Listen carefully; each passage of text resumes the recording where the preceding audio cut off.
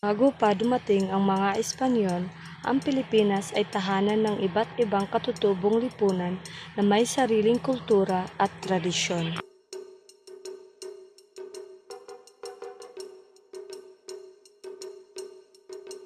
Sa pamamagitan ng pag-aaral ng ating pre-colonial na kasaysayan, mas nauunawaan natin ang ating pagkakakilanlan, pag-unlad bilang bansa at ang halaga ng pagkakaiba-iba ng kultura.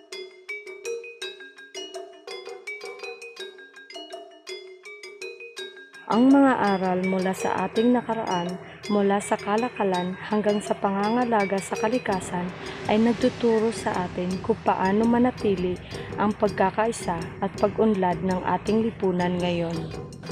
Ngunit, noong ika-19 na siglo, ang Pilipinas ay nasa ilalim ng malupit na pananakop ng Espanya.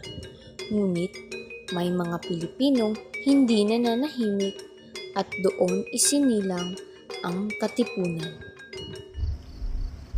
Mga kasama, may mahalagang anunsyo sa atin ng ating Supremo.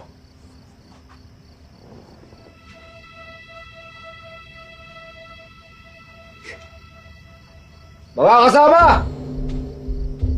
Nagsimula na ang revolusyon!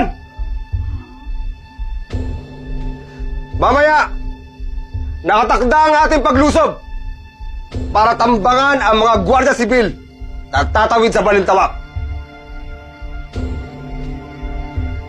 Tatagpuin natin doon ang buong pwersa ni Caperting mula sa Hagonoy.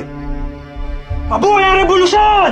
Mabuhay! Mabuhay ang katipunan! Mabuhay! Mga kasama!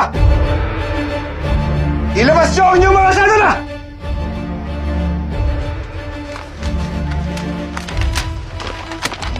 Sabay-sabay natin puritin ang mga sadala!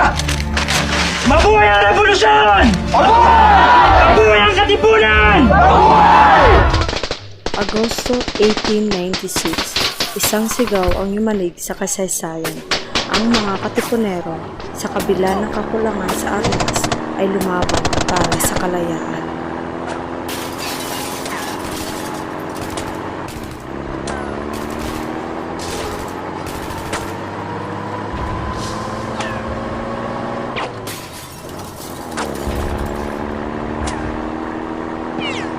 Ang sigaw ng Pugadlawin ay hindi lang isang sigaw ng digmaan, kundi isang sigaw ng pag-asa. Ngayon, tayo bilang mga Pilipino, paano natin iniingatan ang ating kalayaan? Mga kababayan, ang pambansang awit ng Pilipinas. Kayang magiliw, ewas ang sinakalan, alam ng puso, sa titik mo'y buhay.